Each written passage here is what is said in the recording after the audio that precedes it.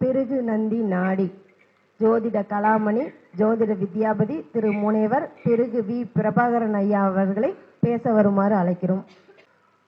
வாக்குண்டாம் நல்ல மனமுண்டாம் மாமலரால் நோக்குண்டாம் மேனி நுடங்காது பூக்கொண்டு துப்பார் திருமேனி தும்பிக்கையான் பாதம் தப்பாமல் சார்வா தமக்கு அபகார நிந்தைப்பட்டு உழலாதே அறியாத வஞ்சரை குறியாதே உபதேச மந்திர பொருளாலே உனை நான் நினைந்தருள் பெறுவேனோ இபமா முகண்டன கிளையோனே இமலான் மடந்தை உத்தமி பாலா ஜபமாலை தந்த சர்க்குருநாதா திரு ஆவினன்குடி பெருமாளே.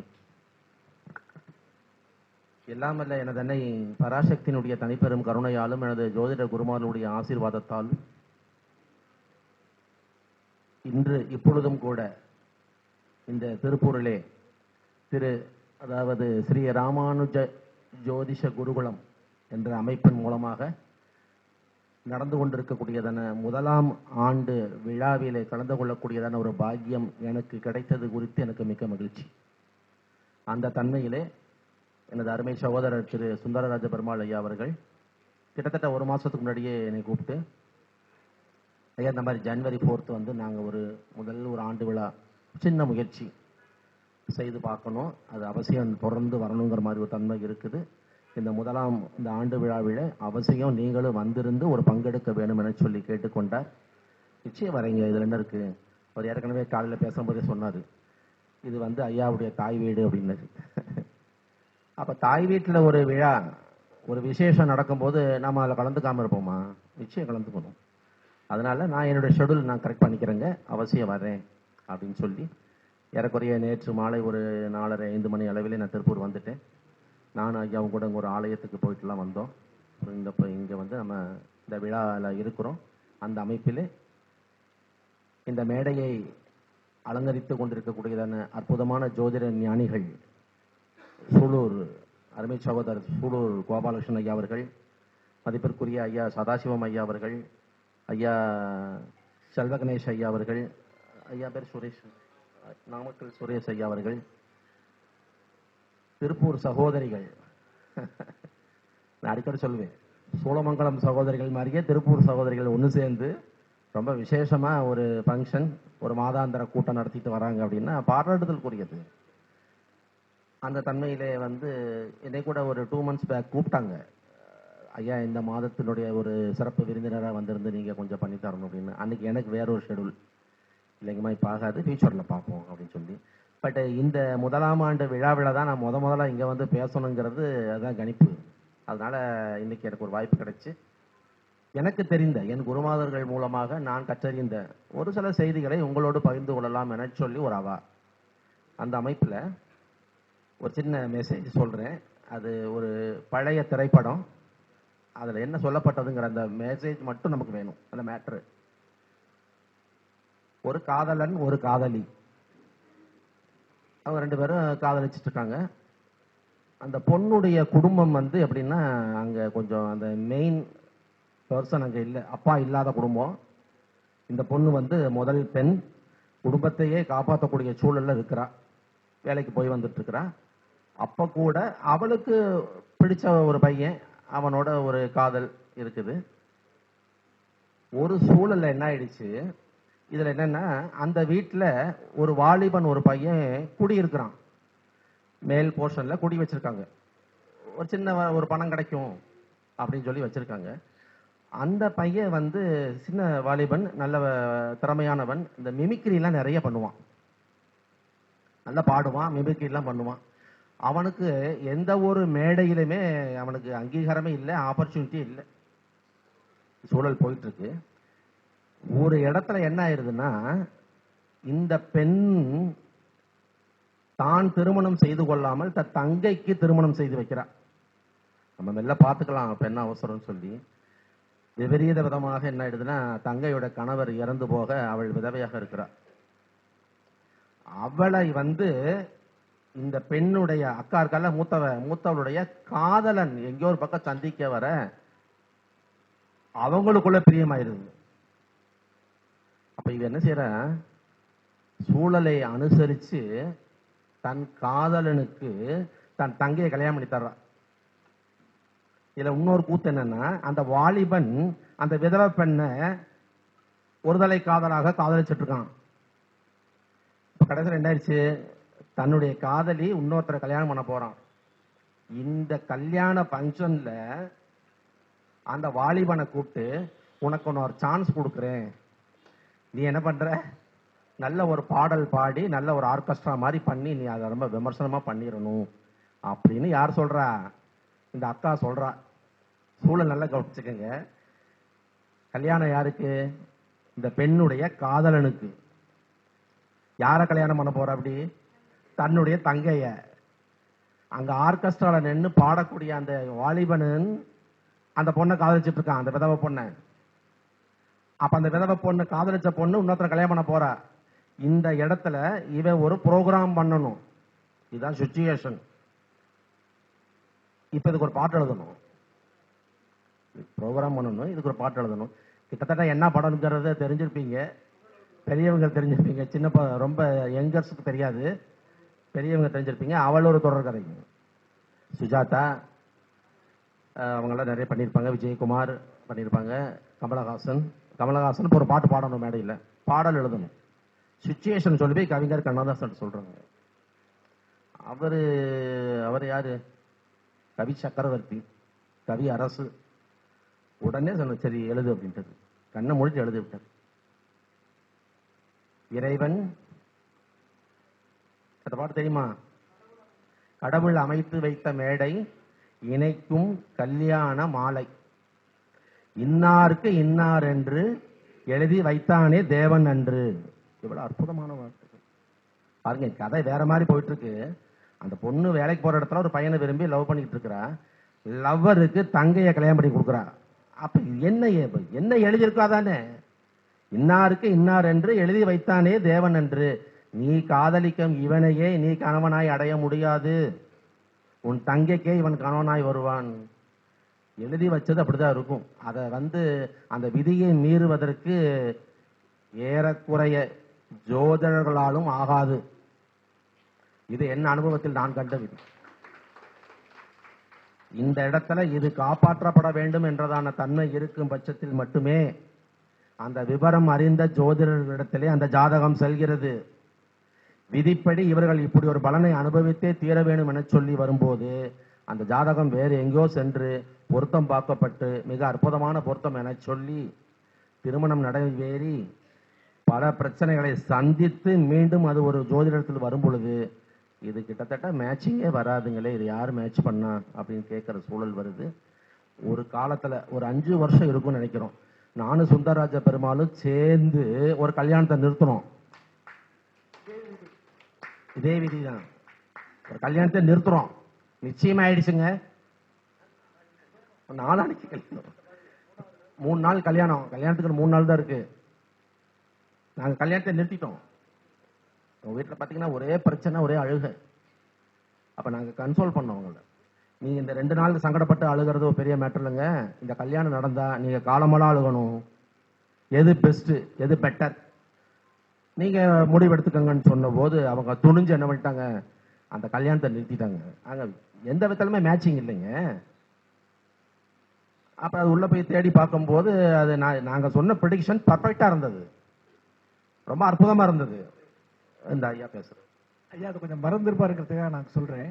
நாங்க என்ன சொல்றோம் அப்படின்னா, இந்த பையன் ஒரு முஸ்லீம் பொண்ணோட வாழ்ந்துட்டு இருக்கான்னு சொல்றோம். நீங்க போய் பார்த்துட்டு அதுக்கப்புறம் கல்யாணம் நிறுத்த முயற்சி பண்ணுங்க. இங்க இருந்து பெங்களூர் கிளம்புறாங்க, அவன் அந்த வீட்டுக்குள்ளேயே இங்க இருந்து போன கெஸ்ட் ஹவுஸ்ல யார் போனாங்கன்னா அவனோட அக்கா வீட்டுக்காரர் தான் போனது. எங்க சைடு யாரும் நாங்கெல்லாம் வரல சார், நாங்க பெண் வீட்டு சைடா பேசுறோம்.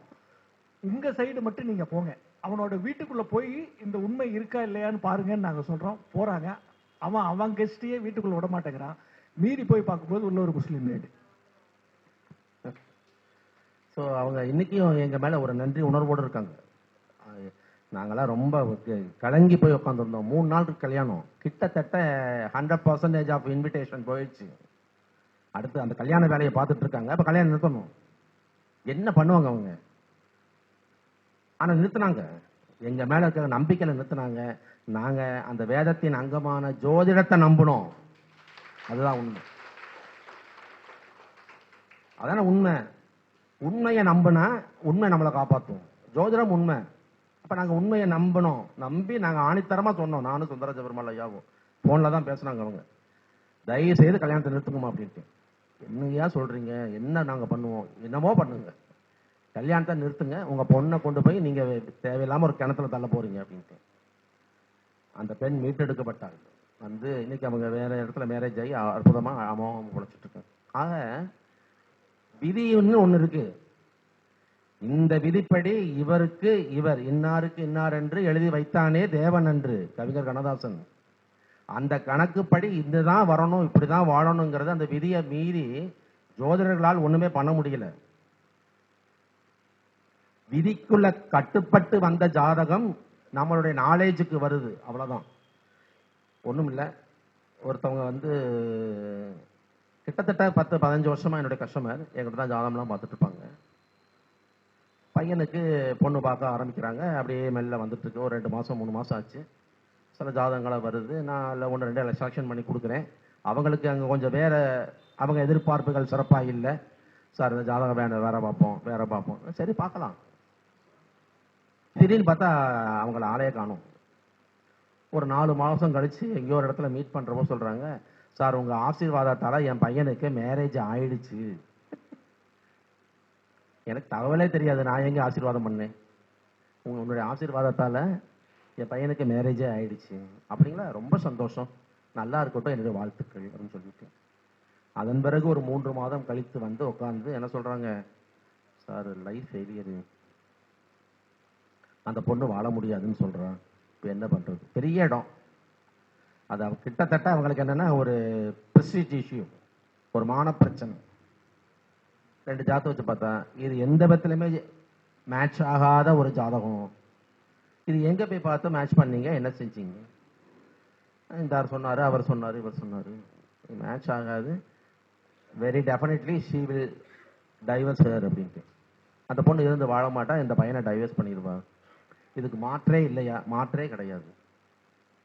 இன்னொன்னு சொல்லி அனுப்புறேன். இந்த பெண்ணோடு இந்த ஜாதகன் வாழ்ந்தால், இந்த ஜாதகத்தில் என்ன சொல்லுதுன்னா, இவளது முதல் கணவனுக்கு ஆயுள் இல்லை, இவருடைய முதல் கணவனுக்கு ஆயுள் கிடையாது. ஒருவேளை உங்க பையனுக்கு ஆயுள் ஜாஸ்தியா இருக்கிறனால இவனை டைவர்ட் பண்றா, அதான் உண்மை. அவளுக்கு 2வது ஹஸ்பண்ட் வந்து அவனோட நல்லா வாழ்வா, இவனுக்கு 2வது ஒய்ஃபு வந்து அவனோட நல்லா வாழ்வான். தயவு செய்து நீங்கள் அதுக்கு ஓகே சொல்லி உள்ள போயிடுங்க அப்படின்ட்டு. மறுபடியும் சொல்றேன், அவங்க மிகப்பெரிய இடம், அவங்களால இதை ஜீரணிக்கவே முடியல. சார் நீங்க நம்பவே மாட்டீங்க, 50 லட்சம் செலவு சார் கல்யாணத்துக்கு. எனக்கு சிரிப்பு. சார் அது உங்க அமைப்பு, உங்க தகுதிக்கு நீங்க செய்றீங்க, நான் அதான் சொல்ல வரல. பேஸா ஜாதகம் பொருந்துமா பொருந்தலையா, அந்த பேஸ் வச்சு பார்க்கும்போது 100% ஜாதகம் மேட்ச் இல்லை. அதை விட ஒரு பயமான விஷயம் என்னன்னா, இந்த பெண்ணோடு இவன் வாழ்ந்தால் நிச்சயமாக இவனுக்கு வந்து பிரச்சனை ஆயிடும். தயவு செய்து அவங்க என்ன சொல்றாங்களோ அதை நீங்க கரெக்ட் பண்ணிட்டு போயிடுங்க அப்படின்னு சொல்லி அப்புறம் அதெல்லாம் ப்ராசஸாக முடிஞ்சது. அந்த வகையில திருமண பொருத்தம் நான் சொல்ல வந்த 2 செய்தி சொல்லிட்டு உள்ள வர்றது காரணம் என்னன்னா, அந்த டக்குன்னு எடுத்தவன வந்து அதுக்கு வேல்யூ இருக்காது, கனம் இருக்காது. திருமண பொருத்தம் ரொம்ப கவனமா தெளிவா நம்ம அதுக்கு வந்து நம்ம ஒரு ஆணித்தரமான செய்தி எடுத்து சொல்லணும். அதுல கொஞ்சம் நாலேஜபிளா இருக்கணும். அந்த அமைப்புல திருமண பொருத்தம்ங்கிற பாயிண்ட் ஆஃப் வியூல ஒரே ஒரு பாயிண்ட் மட்டும் சொல்றேன் முத்தாய்ப்பா, அதை நீங்க அவசியம் பாருங்க. ஒரு 2 ஜாதகம் வருது, ஒரு பெண் ஜாதகம் ஒரு ஆண் ஜாதகம் வருது. பெண்ணினுடைய ஜாதகத்துல சூரியன் எங்க இருக்காருன்னு பாத்துக்கணும். பெண்ணுடைய ஜாதகத்தில் சூரியன் எங்க இருக்காருன்னு பாத்துக்கங்க. 12 ராசிகளிலே ஏதாவது ஒரு ராசியில சூரியன் இருப்பார். அந்த சூரியன் நின்ற ராசி ஆண் ராசியா பெண் ராசியான்னு பாத்துக்கணும். புரியுதுங்களா? சூரியன் நின்ற ராசி ஆண் ராசியா பெண் ராசியான்னு பாத்துக்கணும். நமக்கு ஆண் ராசி பெண் ராசி பார்க்க தெரியும், அப்ப அதில் பார்த்துக்கோங்க. நல்லாவே சொல்றேன், பெண்ணுக்கு ஆணை பொருத்தம் பார்க்கணும், ஆணுக்கு பெண்ணை பொருத்தம் பார்க்கக்கூடாது. நம்ம எப்பவுமே பெண்ணுக்கு தான் ஆணை வந்து பொருத்தம் பார்ப்போம், அப்படித்தானே? அப்ப அந்த ஸ்ரீ ஜாதகத்தை வைத்து இந்த புருஷன் தகுதியான புருஷனா, அதான் மேட்சிங், அதான உண்மை. புருஷன்னா ஆண், ஸ்திரீனா பெண். அப்போ அந்த பெண்ணுடைய ஜாதகத்துல ஆண் வீட்டுல என்ன இருக்கு? சூரியன் இருந்தால் அங்கிருந்து அந்த ஆண் வீட்டிலிருந்து 2ஆம் வீடு, 6ஆம் வீடு, 10ஆம் வீட்டிலே அந்த ஆண் மகனுக்கு சூரியன் இருக்கக்கூடாது. இது ஃபர்ஸ்ட் பாயிண்ட். அந்த பெண்ணின் ஜாதகத்திலே சூரியன் பெண் வீட்டில் இருக்காரு. ஒரு வைகாசி மாசம் பிறந்த பொண்ணு, ரிஷபச்சூரியன் பெண் வீட்டில் இருக்காரு தானே. அந்த சூரியனுக்கு 4, 8, 12 அந்த ஆண் மகனுக்கு சூரியன் இருக்கக்கூடாது. இது வெரி பேஸ் மேட்சிங்.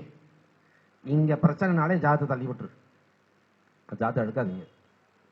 பெண் ஜாதகத்துல மறுபடியும் சொல்றேன், ஒரு பெண் ஜாதகத்துல சூரியன் எங்க இருக்கலாம்?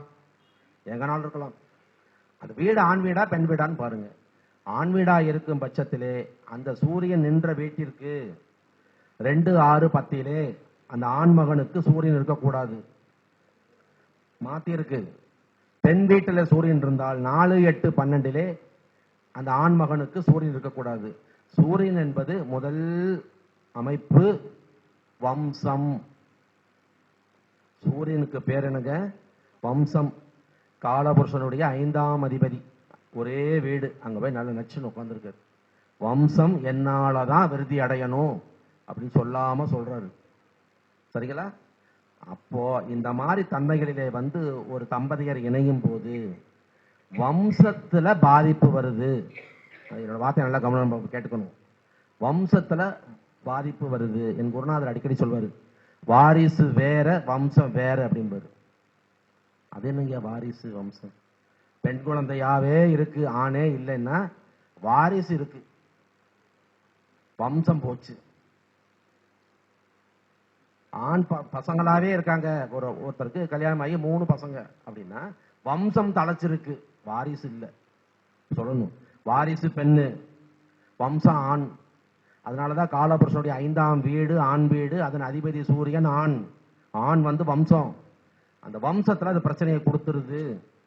இது 2-3 விதமா சொல்றேன் சார். அப்படின்னா இந்த மாதிரி மேட்சிங் ஆனவங்களுக்கு, இனி மேல மேட்சிங் என்னன்னு பார்ப்போம். இந்த மாதிரி மேட்சிங் ஆனவங்களுக்கு ஆண் குழந்தையே கிடைக்காதா? கண்டிப்பா கிடைக்கும். கிடைக்காதுன்னு நான் சொல்லவே. நிச்சயமாக ஆண் குழந்தை இருக்கும். அதுல 2 கருத்து சொல்றேன். அந்த குழந்தை இவங்களுக்கு செய்ய வேண்டிய கடமையை சிறப்பாக செய்யாம விலகி போயிரும். சில நேரத்திலே வழி வழியாய் வந்த வம்ச பரம்பரையுடைய பெயரை கெடுத்துரும். இது ஒரு பாயிண்ட். இது வேற விதமா மாத்தி சொல்லலாம். பெற்றோர் அந்த பையனுக்கு, அந்த வம்சம், அந்த குழந்தைக்கு தாயாய் தந்தையாய் இருந்து செய்ய வேண்டிய கடமையை முழுமையாக செய்து நிறைவேற்ற முடியாத தன்மையை தந்துரும். இதெல்லாமே நெகட்டிவ்ஸ். அப்போ நல்ல ஒரு வம்சம் அந்த வம்சம் நம்ம பரம்பரையை, நம்ம பாரம்பரியத்துடைய பெயரையும் காப்பாத்தி அந்த குழந்தையும் சிறப்பாக வாழ்ந்து நமக்கு நற்பெயர் எடுத்து தரணும். அவங்க மூலமாகவும் அடுத்த வம்சம், நெக்ஸ்ட் ஜெனரேஷனும் நல்லா இருக்கணும்னா கண்டிப்பா நீங்க பொருத்தம் பார்க்கும்போது இந்த ஒரு பாயிண்ட கவனிங்க. 1000 பாயிண்ட்ஸ் இருக்கு. பொருத்தம் பார்க்கறதுன்னா 1000 பாயிண்ட்ஸ் பார்க்கலாம். இதை கண்டிப்பா கவனிக்கணும். இதை பாருங்க. இந்த மாதிரி பொருத்தமுள்ள ஜாதகங்களை, பொருந்திய ஜாதகங்களை, பொருத்தமுள்ள ஜாதகங்களை, பொருந்திய ஜாதகங்களை நான் நிறைய அனலைஸ் பண்ணியிருக்கிறேன். மினிமம் ஒரு 30 பேர், ஒரு 30 ஜோடி. அந்த 30 ஜோடி ஜாதகம் எடுத்து பார்க்குறோம். இந்த பிழை இருக்கு, அவங்க அது சம்பந்தப்பட்ட வகையில ஒரு பிரச்சனையை சொல்லிட்டு தான் போறாங்க. கடைசிக்கு ஒரு வார்த்தை, சூரியன் வம்சம், வம்ச விருத்தி, பையன், ரைட்டு எல்லாம் இருக்கட்டும். சூரியன் தந்தை, சூரியன் மாமனார், எல்லாத்துக்கும் மேல சூரியன் வருமான காரகன். பல இடங்கள சொல்லியிருக்கிறேன். சூரியன் எவ்வளவு பலமா இருக்கோ அந்த அளவுக்கு வருமானம் வரும். சூரியன் பலம் இழக்க வருமானத்துல பிரச்சனை இருக்கும். நீங்க என்ன தொழில் செய்யறீங்கிறது வேற, அது என்ன வருமானம் ஈட்டுறீங்க அதை நிர்ணயம் பண்றது சூரியன் தான். அப்ப கண்டிப்பா நீங்க என்ன பண்ணணும், இந்த மாதிரி ஒரு மிஸ்மேட்சிங் உள்ள வரும்போது அவங்க எங்களுக்கு சொன்ன ஃபீட்பேக், சார் நீங்க சொன்ன மெசேஜ் அப்படியே என் ஜாதத்துல இருக்கு, என் மனைவி ஜாதத்துல இருக்கு. திருமணத்துக்கு பின்னாடி என்னுடைய வருமான நிலையே மாறி போயிடுச்சுன்னு அவரை பகிரங்கமாக ஓப்பனாக சொல்கிறார் ஸ்டேட்மெண்ட். பிஃபோர் மேரேஜ் என்னுடைய அமைப்பு, என்னுடைய வருமானம் அது வேற. ஆஃப்டர் மேரேஜ் மெல்ல மெல்ல மெல்ல மெல்ல என்னோட வருமானமும் சிக்கலாகி போச்சு. என் மகனுக்காக நான் என்னுடைய சக்தியை மீறி செலவு பண்ணி அவனை நல்ல பொசிஷனுக்கு கொண்டு வரணும்னு நான் செஞ்சு, அதுவும் ஒரு திருப்தியற்ற சூழல்ல தான் இன்னைக்கு வரைக்கும் இருக்கு. அதெல்லாம் அவங்க கொடுக்குற ஸ்டேட்மெண்ட். அப்ப கண்டிப்பாக பொருத்தம் பார்க்கக்கூடிய தன்மையில இதையும் சேர்த்திக்கங்க. இது மட்டுமே ஒரு ஜாதகத்தை நிறைய பண்ண போறது இல்ல, பெஸ்ட் மேட்சிங் சொல்றதுக்கு இல்ல. இதுவும் ஒரு பாயிண்ட். பெண்ணுடைய சூரியன் எங்க இருக்குன்னு பாருங்க. அது ஆண் வீட்டில் இருந்தால் அந்த வீட்டுக்கு 2, 6, 10 எடுக்கக்கூடிய வரனது ஜாதகத்தில் சூரியன் இருக்கக்கூடாது. பெண்ணுடைய ஜாதகத்திலே பெண் வீட்டிலே சூரியன் இருந்தால் அந்த சூரியன் நின்ற வீட்டிற்கு 4, 8, 12 வரனது ஜாதகத்தில் சூரியன் இருக்கக்கூடாது. இந்த ஒரு பாயிண்ட் டேலி ஆகலைன்னா கூட நீங்க ஏறக்குறைய ஜாதகத்தை நிராகரிச்சிடலாம். நீங்க என்ன பண்ணிடலாம், இதெல்லாம் ஃபியூச்சர் நல்லா இருக்கா சார், நெக்ஸ்ட் ஜெனரேஷன்லாம் நல்லா வராது சார், அந்த வார்த்தையை மட்டும் சொல்லி வைங்க. ஏன்னா அப்படி வரல, அப்ப இனி அப்படி வராது, அதான உண்மை. அப்ப அதை நம்ம கண்டிப்பா ஃபாலோ பண்ணணும். இந்த செய்தியை உங்களுக்கு தருவதில் எனக்கு மிக மகிழ்ச்சி. ஃபாலோ பண்ணுங்க, சரிங்களா? அடுத்ததாக ஒரு செய்தி, இது ஏற்கனவே நிறைய இடத்துல பேசியிருக்கிறேன், இங்க நான் சுருக்கமா சொல்லி முடிக்க போறேன். காலப்பகை சமீபத்தில் கூட ஒரு இடத்துல பேசினது, அதுக்கு ஒரு பெரிய ஒரு வரவேற்பு இருந்தது. ஓ, இந்த மாதிரிலாம் இருக்கா சார்? காலப்பகை ரொம்ப கவனமா பார்க்கணும், நல்லா கவனிக்கணும். காலப்பகை தசாபுத்தி வரும், அது அந்த டைம்ல மட்டும் பிரச்சனை பண்ணிட்டு போயிடும். நான் சொல்றது அப்படின்னா காலத்துக்கும் பகை, அது ஏதோ ஒரு விதத்துல ஒரு தொந்தரவை, ஒரு பிரச்சனையை கண்டிப்பா கொடுத்துரும். என்னன்னு சொல்றேன், இந்தந்த வீடுகளிலே இன்னார் இருக்கக்கூடாதுன்னு ஒரு கணக்கு இருக்கு. அவர்கள் காலப்பகை கிரகங்கள் என்ற அமைப்பிலே சில தொந்தரவுகளை தருகிறார்கள். மேஷோ ரிஷபம் 2 வீட்டுல சந்திரன் இருக்கக்கூடாது. மேசராசி ரிஷபராசி யாரா இருந்தாலும் அந்த சந்திரன் காலப்பகையில இருக்கார். சந்திரன் தன் காரகத்துவ வழியாக ஒரு பிரச்சனையை ஜாதகருக்கு தந்தே தீர்வார். என்ன காரகத்துவம் நான் சொல்ல முடியாது. ஏன், சந்திரனுக்கு ஒரு காரகத்துவம் தானா? 1000 காரகத்துவம் இருக்கு. ஏதோ ஒரு இடத்துல புள்ளி வச்சிருவாரு. மிதுனத்துல ராகு இருக்கக்கூடாது, கடகத்தில் சூரியன் இருக்கக்கூடாது, சிம்மத்தில் யாரும் இருக்கலாம்.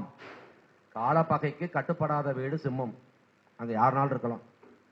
கன்னியில செவ்வாய், துலாத்திலையும் விருச்சகத்திலையும் குரு இருக்கக்கூடாது, அது காலப்பகை. தனுசுல புதன் இருக்கக்கூடாது, மகர கும்பத்தில் சுக்கிரன் வரக்கூடாது, மீனத்திலே சனி வரக்கூடாது. இது காலப்பகை.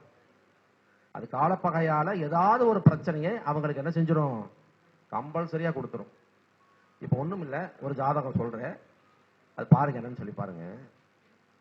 துலாத்தல குரு, அவருக்கு எங்க குருங்க, துலாத்தல குரு, காலப்பகை தானே. சரி, இது என்ன செய்யும் அப்படின்னா, நல்லா நீங்க சூட்சுமம் புரிஞ்சுக்கணும். முதல்ல காலப்பகையாக நிற்கிற கிரகம் எந்த வீட்டுல நிக்குதுன்னு பார்க்கணும். அந்த வீடு சரமா சிரமா உபயமான்னு பார்த்துக்கணும். அந்த வீடு சரம் சிரம் உபயம்ங்கிற பங்குல எந்த இடத்துல வருதுன்னு பார்த்துக்கங்க. அவர்கள் அந்த பிரச்சனைய எங்க கொண்டு போய் வைப்பாங்க அப்படின்னா, அந்த வீட்டுடைய பாதக வீட்டுல கொண்டு போய் வச்சிருவாங்க. இதனுடைய உண்மையான சுட்சுமம். சரத்துல ஒரு கிரகம் நிக்க கூடாத கிரகம் நிக்குது. மேஷத்துல சந்திரன் நிக்கிறாரு, மேசராசி, கண்டிப்பாக கும்பம் பாதிக்கப்படும். மேசம் சரம் தானே, அப்ப அது அதனுடைய பாதகம் என்ன, 11. கும்பத்துல ஒரு பிரச்சனை இருக்கும். அந்த கும்பம் என்பது காலபுருஷ தத்துவத்தின் அடிப்படையிலே எத்தனாவது வீடாக வருகிறது, அவரவர்தம் ஜென்மத்தின் வழியாக எத்தனாவது வீடாக வருகிறது. அந்த இடத்துல ஒரு புள்ளி இருக்கும், அவங்க சிக்கல் இருக்கும், ஒரு பிரச்சனை இருக்கும். இந்த பிரச்சனை இது சால்வ் ஆனா அடுத்த பிரச்சனை சார், அது சால்வ் பண்ணா அதுக்கு அடுத்த பிரச்சனை. இங்க ஒரு பிரச்சனை இருந்துகிட்டே இருக்கு. நிறைய சொல்லியிருக்காங்க என்கிட்ட. அதே சந்திரன் ரிஷபத்தில் இருந்தாலும் அது காலப்பகைதான். ரிஷபம் ஒரு ஸ்திர என்பதால் அந்த பிரச்சனையை தான் நின்ற வீட்டிற்கு 9வது வீட்டிற்கு அது கடத்தி விடும். ஏன்னா ஸ்திரத்துக்கு பாதகம் 9 இல்லையா? அப்ப 9ஆம் வீடு என்ன, ரிஷபத்துக்கு 9 என்ன, மகரம். மகரம் காலபுருஷனுக்கு எத்தனாவது வீடு? அவங்க ஜென்ம லக்னத்துக்கு எத்தனாவது வீடு? அங்க போய் பாருங்க, அங்க ஒரு பிரச்சனை இருக்கும். அந்த பிரச்சனையை அவங்க சொல்லுவாங்க. இப்போ நான் சொன்ன ஜாதகம் பார்ப்போம். நான் சொன்ன ஜாதகத்துல என்னன்னா துலாத்துல குரு. சரி, அப்ப இவர் என்ன பண்ணுவாரு? அந்த பிரச்சனை எங்க வைப்பாரு? சிம்மத்துல வைப்பாரு. ஏன்? அது சரம். துலாம் சரம் இல்லையா? அது சிம்மத்துல வைப்பாரு. அப்ப சிம்மம் என்பது காலபுருஷனுக்கு எத்தனாவது வீடு? 5ஆம் வீடு. அந்த ஜாதகர் ரிஷபலக்கணக்காரர். அந்த ஜாதகர் யாரு? ரிஷபலக்கணக்காரர். ரிஷபலக்கணத்துக்கு அது எத்தனாவது வீடு? 4வது வீடு. அப்ப 4னா என்ன? சொந்த இடம், பூமி, தாய் சொல்லலாம். காலபுருஷனுக்கு 5ஆ? 5னா என்னது? பூர்வீகம், பூர்வ புண்ணியம், பூர்வீகம் சொல்லலாம். அந்த ஜாதகர் பூர்வீகத்தை விட்டு, அந்த சொந்த இடத்தை விட்டு, தாயை விட்டு மிக இள வயதிலேயே வெளியே வந்துட்டாரு. அங்க இருக்க விடாது. அங்க ஏதாவது ஒரு அமைப்பை கொடுத்து அவரை வெளியேற்றி விட்டுரும். அப்படி வந்ததுனால அவங்க ஊரு பேரு சொல்ற அளவுக்கு அந்த பூர்வீகமும் அவங்க தாயாரும் இன்னைக்கு வரைக்கும் நல்லா இருக்காங்க.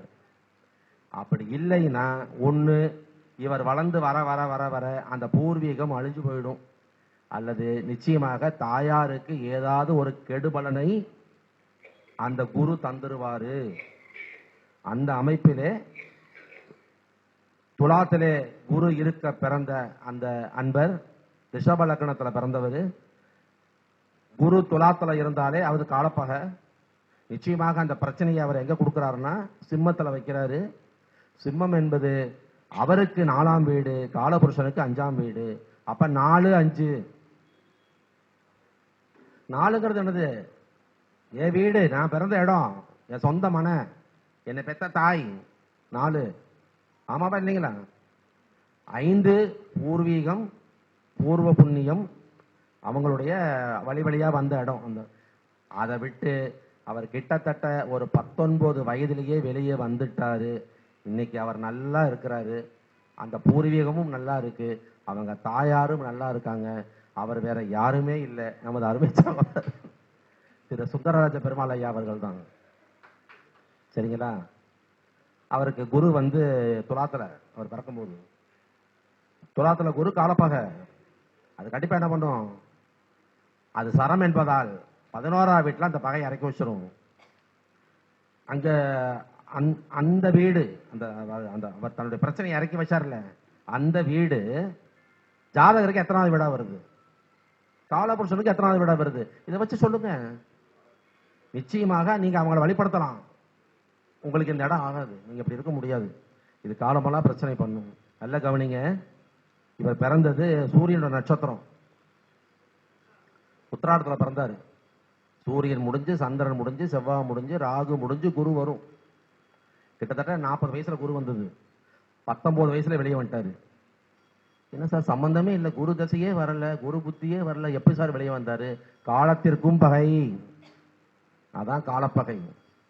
இது தசா வந்தா ஒரு தப்பு பண்ணும், புத்தி வந்தா ஒரு தப்பு பண்ணும்னு சொல்றதுக்கு இல்லை, காலத்துக்கும் தப்பு பண்ணும். இன்றைக்கு வரைக்கும் அவருடைய தொழில் சார்ந்த தன்மைகள் ஒரு சில அமைப்புகளால அவரால் பூர்வீகத்தில் போய் செட்டில் ஆக முடியல. நிச்சயமாக செட்டில் ஆக மாட்டார், போய் வந்துகிட்டு இருக்காரு. சரிங்களா? இன்னொரு செய்தி இங்க முத்தாய்ப்பா சொல்லணும். இவருக்கு 4ஆம் பாவமா வந்ததுல சிம்மம், 4ஆம் பாவமா வந்ததுல எந்த சூழலிலும் இவர் தாயோட ரொம்ப நெருங்கி வரக்கூடாது. நான் தாயோட போய் செட்டில் ஆகிக்கிறேன், இல்ல தாயாரை கூட்டிக் கொண்டு என்னோட செட்டில் பண்ணிக்கிறேன் அப்படின்னு வந்தா தாயார் பாதிக்கப்படுவாங்க. அப்படி இல்லை, இவங்க தாயார் இன்னொரு இடத்துல இருக்காங்க, ஊர்ல தான் இருக்காங்க. ஒரு மாசத்துக்கு ஒரு ரூபாயோ, ஒரு 1.5 மாசத்துக்கு ஒரு ரூபாயோ இவர் போய் என்ன செய்யறாரு? அந்த பூர்வீக வீட்டுக்கு போயிட்டு தாயாரை பார்த்துட்டு ஒரு ½ டே, ஒரு 1 டே இருந்துட்டு again he returns back to Tiruppur. அதனால தாயார் இருக்காங்க. காலப்பகை ரொம்ப சிக்கலான ஒரு தன்மைங்க. இல்ல இன்னொரு முக்கியமான ஒரு பாயிண்ட் சொல்றேன், கவனமா கேளுங்க. குரு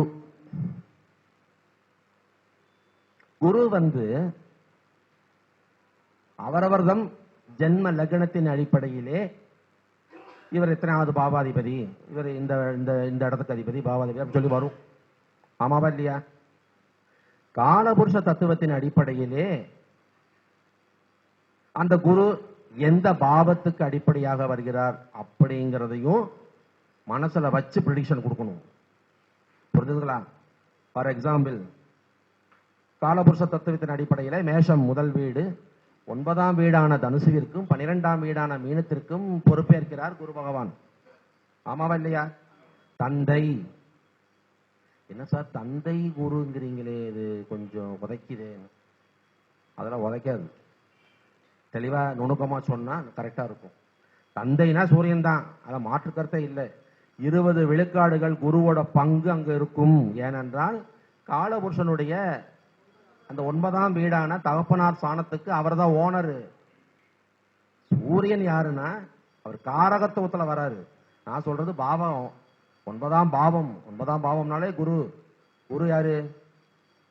குருனா ஒரு ஆசான், ஒரு ஞானி, நம்ம மதிப்பிற்குரியவர், நமக்கு வழிகாட்டுபவர். உண்மை. அங்க தந்தைங்கிற கணக்கும் ஒளிஞ்சிருக்கும். வெளிநாடு போறதுக்கு நம்ம நிறைய பேசுவோம். மூவிங், ரன்னிங், சந்திரன் வேணும், அயல்நாடு, ராகு கேதுக்கள் வேணும், கண்டிப்பா குரு வேணும். குருவுடைய தொடர்பு இல்லாம ஃபாரின் போக முடியாது. அப்படி போனாலும் குரு தொடர்பு இல்லாம போறவங்க நிறைய பேர் ஜெயிக்காம திரும்பி வந்துடுறாங்க. ஏன்? காலபுருஷ தத்துவத்தினுடைய 12ஆம் வீட்டுக்கு அதிபதி குரு.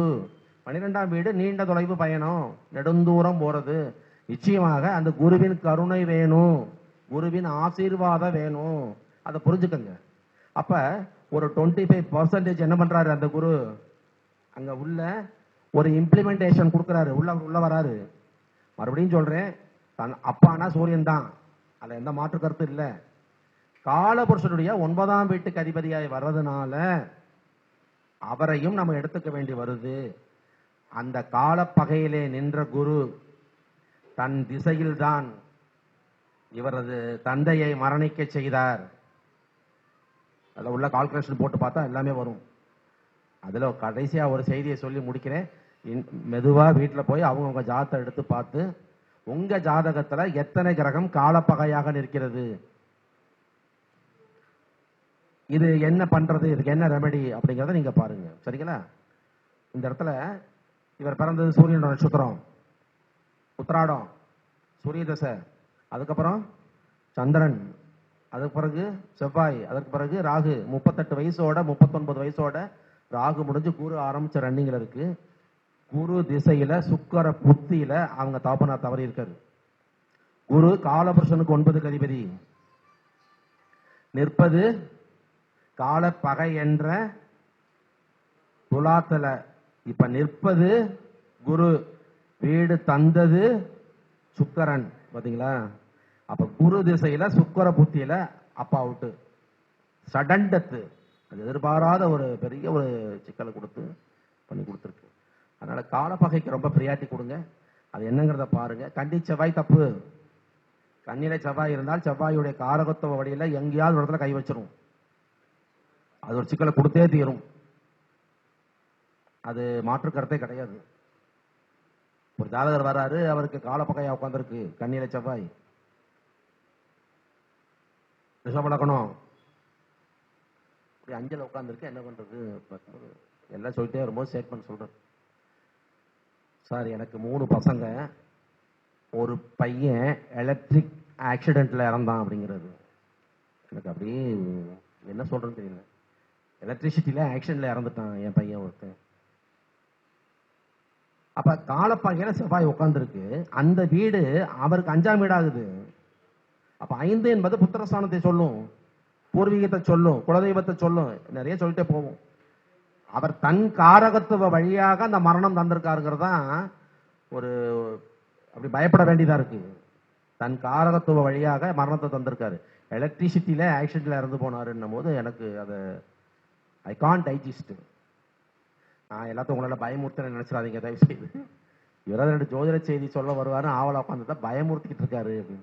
காலப்பகையை கண்டுகொள்ள வேண்டும், அதற்கு தக்க பரிகாரம் செய்து கொள்ள வேண்டும். அப்ப உங்க ஜாதகத்துல நான் சொன்ன லிஸ்ட்ல யாரெல்லாம் இருக்கா?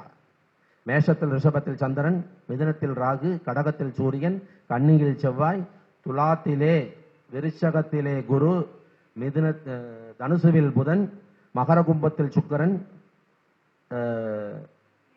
மீனத்தில் சனி, இவங்க இருக்கக்கூடாது. இந்த கால பகை அமைப்பிலே கட்டுப்படாமல் வெளியே வந்த ராசி சிம்மம். இந்த காலப்பகை என்ற தன்மையிலே கட்டுப்படாமல் வெளியில வந்த கிரகம் கேது. கேது எங்க நாள் இருக்கலாம், அவர் ஒண்ணுமே சொல்ல மாட்டார். சிம்மத்தில் 6 நாள் இருக்கலாம், அது காலப்பகையை எடுக்க வேண்டாம். மற்ற இடங்களிலே இது இருந்ததுன்னா கொஞ்சம் கேர்ஃபுல்லா பாருங்க, கவனமா பார்த்து அதுக்குண்டான தக்க அமைப்புகளை சொல்லி அட்லீஸ்ட் அவங்களுக்கு ஒரு வார்னிங் கொடுத்து அனுப்புங்க. அங்க அவங்களுக்கு ஒரு தப்பு இருக்குங்கிறத சொல்லி அனுப்புங்க. ஏற்கனவே நடந்திருந்ததுன்னா அவங்களே வாக்குமூலம் கொடுத்துட்டு போவாங்க. நடக்கலைன்னா ஃபியூச்சர்ல கவனமா இருங்க, இந்த மாதிரி தன்மைகள் எல்லாம் நீங்க ரொம்ப எச்சரிக்கையாக இருக்க வேண்டும் என சொல்லி அவர்களை வழிப்படுத்த வேண்டியது நமது கடமை. பரிகாரம் இருக்கு, அது நான் வேணா ஐயாட்ட கொடுக்குறேன். ஆலய வழிபாடு தான் சொல்லியிருக்கிறோம். 11 கோவில் இருக்கு, அந்த இடத்துல அந்த வைப்ரேஷன்ல போய் இருக்கணும். இந்த காலப்பாக இருக்கிறவங்க அந்த ஆலயத்துக்கு வருஷம் முதல்ல போயிடணும், கம்பல்சரியா போகணும், வருஷம் போயாகணும். சில ரெமெடிஸ் கிடைக்கும், சில மாற்றங்கள் கிடைக்கும். ஜீரோலாம் பண்ண முடியாது, எதையும் யாராலும் ஜீரோ பண்ண முடியாது. அவருடைய வீரியத்தை குறைக்கலாம். சரிங்களா? என் குருநாதர் சொல்லுவாரு, பரிகாரம் என்பதை சமன் செய்தல் வரும். அழித்தல்ங்கிற வார்த்தை இல்லப்பா, சமன் செய்தல். அது காம்ப்ரமைஸ் பண்ணிக்கலாம், அது கரெக்ட் பண்ணிக்கலாம், அவ்வளவுதானே தவிர ஜீரோவெல்லாம் பண்ண முடியாது. அப்படிலாம் பண்றாங்க எல்லாருமே பரிகாரம் பண்ணி எல்லா பிரச்சனையில இருந்து வெளியே வந்துடலாம், அப்படிலாம் முடியாது. ஸோ அந்த தன்மையில அதற்கு சில ஆலயங்கள் தரப்பட்டிருக்கு. நான் என்னங்கிறத சொல்றேன். சரிங்களா? இதோட இதை காலப்பாக போதும். அடுத்ததாக ஒரு முக்கியமான ஒரு செய்தி.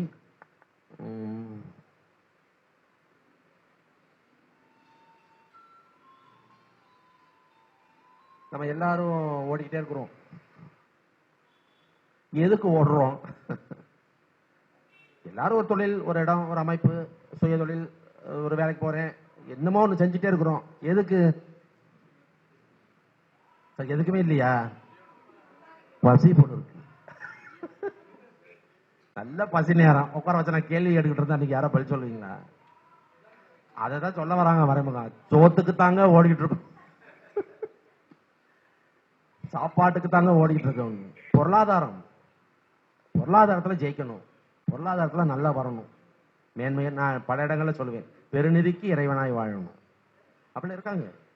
அவங்ககிட்ட எவ்வளவு ப்ராப்பர்ட்டிஸ் இருக்கு, என்னென்ன நடந்துட்டு இருக்கு, என்னென்ன தொழில போயிட்டு இருக்கு, அது அவங்களுக்கே தெரியாது.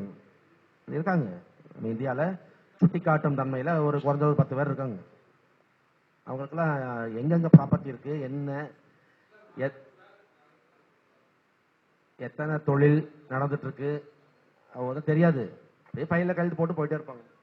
என்னங்க அம்பானி, அதானி இதெல்லாம் சொல்லலாம், நிறைய இருக்காங்க. அவங்க எல்லாம் எப்படி அப்படி பெருநிதிக்கு இறைவனாய் வாழ்றாங்க? அப்ப அத்தனை பேரும் நீங்க ஜோசியம் சொல்றீங்களா, நீங்க ஒரு சிவில் இன்ஜினியரா, நீங்க ஒரு நல்ல ஒரு பாடகரா, என்னமோ ஏதோ ஒரு தொழில் செஞ்சுட்டு இருக்கீங்க இல்லையா? பெருநிதிக்கு இறைவனாய் வாழணும், செல்வ செழிப்போடு வாழணும். அதுக்கு ஒரு சின்ன சூட்சுமம் உங்க ஜாதகத்துல இருக்கு. அந்த சூட்சுமத்தை கண்டு அதை மிக சிறப்பாக இயக்குவீர்களே ஆனால் நிச்சயமாக பொருளாதாரம் என்ற அந்த அதிர்வு உங்களை தேடி வரும். நீங்கள் பொருளாதாரத்தை தேடி போகக்கூடாது. எப்பவுமே பொருளாதாரத்தை தேடி நம்ம போவே கூடாது. நான் பல இடங்கள்ல சொல்லியிருக்கிறேன். அந்த வைப்ரேஷன் இருக்குல்ல, அந்த அதிர்வு நம்மளை தேடி வரணும். அப்படி வந்துட்டு இருக்கவங்க தான் என்ன பண்றாங்க, எல்லையற்ற நிதிக்கு இறைவனாய் வாழ்ந்துட்டு இருக்காங்க. அவங்க வந்து பணத்தெல்லாம் தேடி எல்லாம் போகல, பணம் அவங்கள தேடி வந்து கொட்டி குவிஞ்சிட்டு இருக்கு. அப்படி பாத்தீங்கன்னா இன்னைக்கு என்ன லாபம்? இன்னைக்கு 5.5 கோடி லாபம். இந்த மாசம் எவ்வளவு லாபம்? 300 கோடி, 500 கோடி, 800 கோடி, 2000 கோடி. பெருநிதிக்கு இறைவனாய் வாழக்கூடிய தன்மை அந்த ஜாதகத்துல இயற்கையாவே இருக்கும். அதுக்கு ஒரு சூட்சமம் சொல்லித்தரேன். எல்லாருக்கும் அஸ்ட்ராலஜிக்கு தெரியும் சொல்ல முடியாது, புரிஞ்சவங்க எடுத்துக்கங்க. சரிங்களா? உங்க ஜென்ம லக்னம் பார்த்துக்கோங்க. 2ஆம் வீடு பொருளாதாரம், காமன் சேயிங். 2ஆம் வீடு பொருளாதாரம். அந்த 2ஆம் வீட்டுல ஒரு 3 நட்சத்திரம் இருக்கும். எல்லா வீட்லயும் 3 நட்சத்திரம் தான் இருக்கும், அந்த வீட்லயும் 3 நட்சத்திரம் இருக்கும். சரியா? அப்போ இந்த லக்னம் எங்க நிக்குதுன்னு பார்க்கணும். ஒரு லக்னம், அந்த லக்னம் அந்த வீட்லயும் 3 நட்சத்திரம் நிக்கும்ல, அந்த 3 நட்சத்திரத்துல ஒரு நட்சத்திரத்துல தானே அந்த புள்ளி விழுந்திருக்கும், லக்ன புள்ளி. அந்த புள்ளிக்கு அந்த புள்ளியிலிருந்து எண்ணணும். எண்ணி வரும்போது இரண்டாவது வீட்டுல ஒரு 3 நட்சத்திரம் இருக்குல்ல, அதுல ஒரு நட்சத்திரமோ 2 நட்சத்திரங்களோ இந்த லக்ன புள்ளி நின்ற நட்சத்திரத்திற்கு சாதகமா வரும், ஒரு அனுகூலமா வரும். நான் இப்போ தியரியா சொல்றேன், ஒரு பிராக்டிக்கல் பார்ப்போம். தியரியா சொல்றேன், ஒரு பிராக்டிக்கல் பார்ப்போம். வரும் அந்த நட்சத்திரத்தை எடுத்துக்கணும். இது பாயிண்ட் நம்பர் 1. பாயிண்ட் நம்பர் 2, அந்த குறிப்பிட்ட நட்சத்திரம் இருக்கு, நம்ம எடுத்துட்டோம்ல, செலக்ஷன் பண்ணிருக்கோம் இல்லையா. இப்போ உங்களுக்கு புரியாது, நான் கொஞ்சம் சீக்கிரம் வந்துடுறேன், பிராக்டிக்கலா சொல்லிடுறேன். அந்த குறிப்பிட்ட நட்சத்திரமானது நம்ம ஜென்ம சந்திரன் நின்ற நட்சத்திரத்துக்கும் சாதகமா வரணும். 2, 4, 6, 8, 9 அதான் சாதகம். 1, 3, 5, 7 கொஞ்சம் பிரச்சனை, சரிங்களா, நம்ம கொஞ்சம் ஒதுக்கி வச்சிருப்போம். 2, 4, 6, 8, 9 சேஃப்டி, நமக்கு நல்லா இருக்கும்னு சொல்லி. அப்ப ஃபர்ஸ்ட் பாயிண்ட் என்ன, உங்க ஜென்ம லக்னம் எந்த லக்னம், அந்த லக்னம் விழுந்த புள்ளி என்ன, அந்த நட்சத்திரத்துக்கு 2வது நட்சத்திரமோ 4வது நட்சத்திரமோ அந்த 2வது வீட்டில் இருக்கும், கம்பல்சரியா இருக்கும், இல்லாம போகாது, இருக்கும். அதை எடுத்துக்கணும். அந்த நட்சத்திரம் உங்க சந்திரன் எங்க நிக்கிறாரு, அவர் ஒரு ஸ்டார்ல நிப்பார் இல்லையா, அந்த ஸ்டார்ல இருந்து கவுண்ட் பண்ணி வரும்போதும் 2, 4, 6, 8, 9 டேலி ஆகணும். ரெண்டாச்சா. 3வது பாயிண்ட், உங்க அந்த 2ஆம் வீட்டுடைய அதிபர் யாருன்னு பார்க்கணும். Who is the owner of your second house? ஏன்னா அவருக்கும் உங்க பொருளாதார வளர்ச்சியில பங்குண்டு. ரைட்டா. ஒரு பிளானட் இருப்பாரு, அதாவது ராகு கேதுவை தவிர யாராவது இருப்பாரு. Who is the owner? அந்த ஓனருடைய ஓன் ஸ்டார், ஓனர் நிக்கிற ஸ்டார் இல்ல, அந்த ஓனருக்கு ஒரு ஓன் ஸ்டார், ஒரு 3 ஸ்டார் இருக்கும், ஆமாவா இல்லையா. அந்த ஸ்டார்ல இருந்து நீங்க செலக்ஷன் பண்ண ஸ்டார் வரைக்கும் கவுண்ட் பண்ணணும். கொஞ்சம் கஷ்டமா இருக்கும், புரிஞ்சுக்கிறதுக்கு கஷ்டம். அது எடுக்க முடிஞ்சா எடுங்க. இந்த 3லயுமே டேலி ஆச்சுன்னா 100%,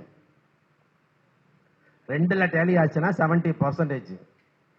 சார் ஒன்னே ஒண்ணுதான் டேலி ஆயிருக்குன்னா 40%. அந்த குறிப்பிட்ட நட்சத்திரத்தை நீங்க இயக்கணும். அந்த இடத்துல சீக்கிரட்டு, அந்த நட்சத்திரத்தை இயக்கணும். எப்படி இயக்குறது, அந்த நட்சத்திரம் சொல்லும் உணவு பொருளை மேக்சிமம் எடுத்துக்கங்க. அந்த நட்சத்திரத்துக்கென்றே ஏற்பட்ட மந்திர ஜபங்களை நிறைய பண்ணுங்க. 27 நட்சத்திரத்துக்கும் மந்திரம் இருக்கு, காயத்ரியே இருக்கு, ஐயா தெரியும் என்னங்க, ஐயா தெரியும். அந்த நட்சத்திரத்துடைய காயத்ரியை சொல்லணும், இயக்கணும். 2வது பாயிண்ட். 3வது பாயிண்ட், அந்த நட்சத்திரம் சுட்டக்கூடிய ஆலய வழிபாடு நிறைய போய் வாருங்கள். இந்த 3ஐயும் கரெக்டா செஞ்சுக்கிட்டே வாங்க. பொருளாதாரம் அபரிமிதமா வரும், அற்புதமாக வரும். இந்த 3மே டேலி ஆகிறது நல்ல ஒரு பாக்கியம். சார் எனக்கு 1 டேலி ஆகல, 2 தான் டேலி ஆகுது, 70%. சார் எனக்கு 1 தான் டேலி ஆச்சு.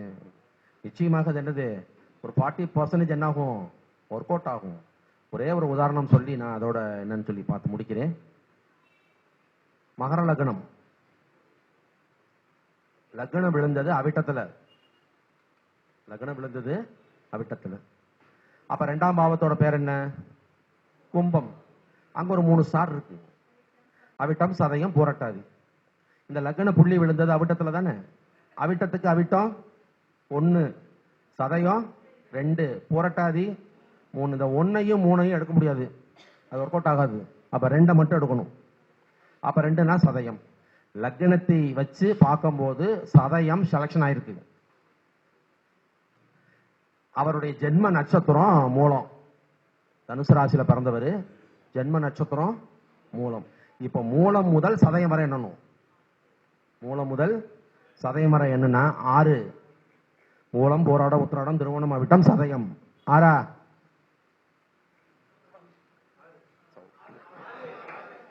அங்கே ஓகே ஆயிடுச்சு. லக்னத்தின் அடிப்படையில் எடுக்கப்பட்ட அந்த இரண்டாவது நட்சத்திரம் சந்திரன் அடிப்படையிலே 6வது நட்சத்திரம். ஓகேயா? 2னா சம்பத்து, 6னா சாதகம். ஒரு கொட்டாயிருச்சு. Who is the owner of that second house? Saneeswara Bhagavan. அதாவது கும்பத்தோட ஓனர் யாரு? சனி. சனியுடைய சொந்த நட்சத்திரம் என்ன? பூசம், அனுஷம், உத்திரட்டாதி. அங்கிருந்து இந்த ராகுட நட்சத்திரம் சதயம் தானே. சதயம் தானே இப்ப செலக்ஷன் ஆயிருக்கு. அப்ப சனியிலிருந்து ராகு வரை எண்ணணும். 8. சனி, புதன், கேது, சுக்கிரன், சூரியன், சந்திரன், செவ்வாய், ராகு. 8. லக்னத்திலிருந்து, லக்னம் புள்ளிலிருந்து எண்ணுனா சதயம் 2. சம்பத்து. சந்திரன் முதல் எண்ணுனா சதயம் 6. அனுகூலம், சாதகம், சப்போர்ட். அந்த 2வது ஹவுஸோட ஓனர் யாருன்னு பார்த்தா சனீஸ்வர பகவான். சனீஸ்வரன் எங்க நிக்கிறாரு, எந்த நட்சத்திரத்தில் நிக்கிறாருன்னு பார்க்க கூடாது. சனியுடைய ஓன் ஸ்டார். அனுஷம், உத்திரட்டாதி, பூசம். அங்கிருந்து என்னன்னா இந்த சதயம் 8ஆ வர்றதுனால 100 விழுக்காடுகள் இந்த சதயத்தை இயக்க இயக்க இந்த ஜாதகருக்கு பொருளாதாரம் அற்புதமாக வரும். இதான் உண்மை. அடியேன் தான் அந்த ஜாதகர். அப்ப எனக்கு குருநாதர் சூட்சுமம் சொல்லி கொடுத்து, டேய் நீ சதயத்தை ஏக்கடா, சும்மா அங்க போய் அதை பார்க்கற இதை பார்க்கற. சதயத்தை என்னென்ன பண்ணணும், சதயத்துக்கு என்ன சொல்லப்பட்டிருக்க, நிறைய தின்னு. சதயம் சம்பந்தப்பட்ட கோவில் நிறைய போயிட்டு வா.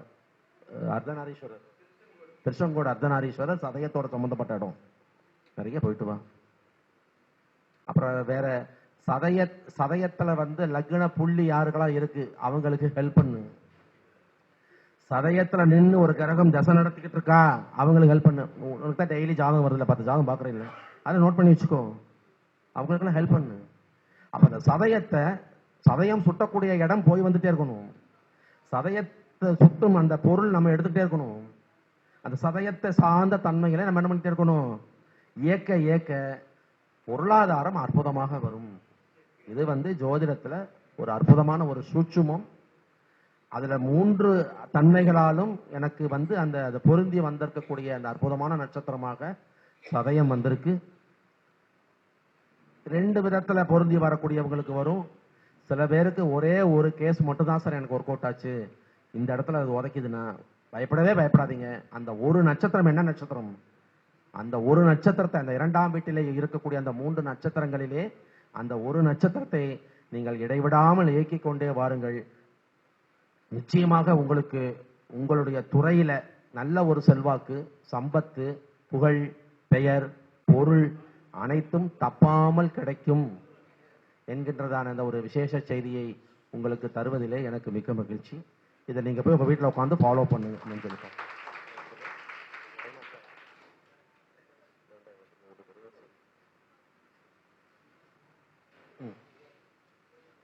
ஒரு செய்தி, இது கூட இன்னொரு 10 நிமிஷத்துக்குள்ள முடிக்க பார்க்குறேன். அது மேட்ரை எடுக்கிறவங்க எடுங்க, டேலண்டாக எடுக்கணும், எடுத்துக்கங்க, ஒர்க் அவுட் ஆகும். இதெல்லாம் நிறைய ஒர்க் அவுட் ஆகிட்டு இருக்கு. இதை வச்செல்லாம் நாங்கள் நிறைய சொல்லிக்கிட்டு இருக்கோம். அண்ணா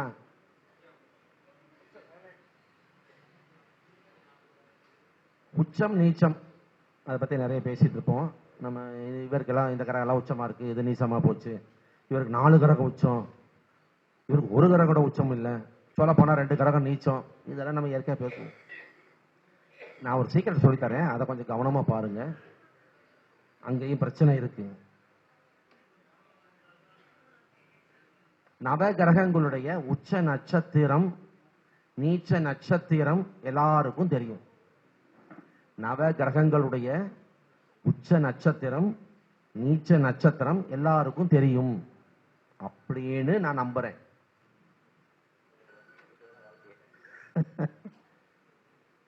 ஃபார் எக்ஸாம்பிள் சூரியனோட உச்ச நட்சத்திரம் எது சொல்லுங்க, எல்லாரும் சொல்லுங்களேன். அஸ்வினி. நீச்சம் எது? That is a referring point. That is the referring point. அதை ரெஃபரன்ஸா வச்சுக்கணும். அதே மாதிரி சந்திரன் உச்சம் எது, நீச்சம் எது, வச்சுக்கோங்க, நீங்க வச்சுக்கோங்க. சந்திரனுடைய உச்சம் கார்த்திகை, நாட் ரோஹிணி. சந்திரன் கார்த்திகை 2ஆம் பாதத்துல உச்சமடைவார், விசாகம் 4ஆம் பாதத்துல நீசமடைவார். செவ்வாய் உச்சம் நீச்சம், புதன் உச்சம் நீச்சம், குரு சுக்கிரன் சனி ராகு கேது எல்லாம் தெரிஞ்சு வச்சுக்கணும், கம்பல்சரி தெரிஞ்சு வச்சுக்கணும். சரியா? இப்போ ஒரு செய்தி, சூரியனை பார்க்கலாம். உங்க ஜாதகத்துல சூரியன் எங்க இருக்கார்? உங்க ஜாதகத்துல சூரியன் எங்க இருக்கார்? எங்க நாள் இருக்கலாம், 27 நட்சத்திரத்துல எங்க நாள் இருக்கலாம். ஆமா தானே? ரைட்டு. இப்போ ஒரு எக்ஸாம்பிள், மகத்துல எனக்கு சூரியன் நிற்கிறார் அப்படி வச்சுக்கலாம். எனக்கு மகத்துல இல்லை வச்சுக்கலாம். மகத்துல சூரியன் நிற்கிறார். இவருடைய உச்ச புள்ளி கான்ஸ்டன்ட், அது மாறாதானே? அஸ்வினி. அப்ப நம்ம என்ன பண்ணணும்னா அஸ்வினி முதல் மகம் வரை எண்ணணும். சரியா? ஒரு நம்பர் வரும் 10. அஸ்வினி டு மகம் என்னங்க? 10.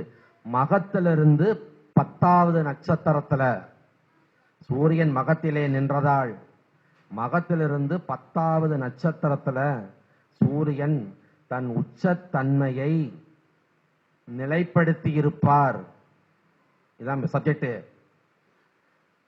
நல்ல கவனிங்க. சூரியன் இருக்கிறது மகத்துல, சூரியனுடைய உச்சப்புள்ளி இருக்கிறது அஸ்வினியில. அஸ்வினி முதல் மகம் வரை எண்ணும் பொழுது 10ஆம் நம்பர் வந்ததுனால மகம் முதல் எண்ணி வந்தால் மூலம், மூலத்துல சூரியனுடைய உச்சத்தன்மையை அவர் என்ன பண்ணிருப்பாரு? வச்சிருப்பாரு. சரிங்களா? இந்த மூலத்தோடு தொடர்பாகி சர்ப்பம் கோச்சாரத்தில் வரும் பொழுது, இந்த மூலத்தோடு தொடர்பாகி சர்ப்பம் கோச்சாரத்தில் வரும் பொழுது, சர்ப்பம்னா 2 பேரு, அது எஸ்பெஷலா யாரு? அவர் தான் சூரியனுக்கு கடும் பகை. சந்திரனுடைய கடும் பகை கேது, சூரியனுடைய கடுமையான பகை யாரு? வரும்போது சூரியனை சார்ந்த ஒரு பிரச்சனையை அவர்கள் சந்திக்கிறார்கள். இப்ப நீங்க நாடி படிச்சவங்க என்ன சொல்லலாம், சார் தனுசுல மூலம் இருக்கு, அவருடைய சூரியனுடைய உச்சத்தை கொண்டு போய் எங்க வச்சிருக்காரு? மூலத்துல வச்சிருக்காரு. சூரியன் இருக்கிறது சிம்மத்துல, அவருடைய ஒரிஜினல் மூலம் எங்க இருக்கு? உச்சம் எங்க இருக்குன்னா மேஷத்துல. அப்ப மேசம் சிம்மம் தனுசு 3 சேர்ந்துக்குது. ராகு வந்தா கண்டிப்பா சூரியனுடைய காரகத்துவ வழியாக அவருக்கு தொல்லை தந்துதானே ஆகணும். உங்களுக்குள் இப்படி ஒரு நியாயமான கேள்வி எழும். எழட்டும், என்னங்கிறத பார்ப்போம். இப்ப வேற ஒரு பக்கம் போலாம். ஒரு 5 months பேக் ஒரு ஜாதகம் என்னுடைய பார்வைக்கு வருது. அவங்க ஒரு அரசு அதிகாரி. அவங்க யாருங்க? ஒரு அரசு அதிகாரி, நல்ல போஸ்டிங்ல இருக்காங்க. அவங்களுக்கு ஒரு டிஸ்டர்பன்ஸ், அவங்களுக்கு பிடிக்காத இடத்துல அவங்கள டிரான்ஸ்பர் பண்ணி நீ போயே ஆகணும், நீ போயே ஆகணும். அவங்க அப்படி இப்படி 10 நாள் 20 நாள் 20 நாள் லீவ் எல்லாம் போட்டு எல்லாம் பார்த்தாங்க. நீ போயே ஆகணும், அங்க 1 மாசமாவது வேலை பார்த்தே ஆகணும். அப்புறம் வேற டிரான்ஸ்பரை பத்தி ஏதாவது பேசுவோம். போகவே மாட்டேன்னு சொன்னா நான் ஒத்துக்க மாட்டேன் அப்படின்ட்டு அத்தாரிட்டி. அவங்க ஜாதகம் சொல்லி என்கிட்ட, இது என்ன சார் பெரிய தலைவலியா இருக்கு, உள்ளூருக்குள்ளேயே 6 கிலோமீட்டர்ல ஆபீஸ், அழகா போய் வந்துட்டு இருந்தேன், 55 கிலோமீட்டர் தாண்டி போட்டான், பெரிய சிரமமா இருக்கு. இப்ப என்ன பிரச்சனை? அரசு அலுவலகர் அதிகாரியுடைய ஒரு பிரச்சனை.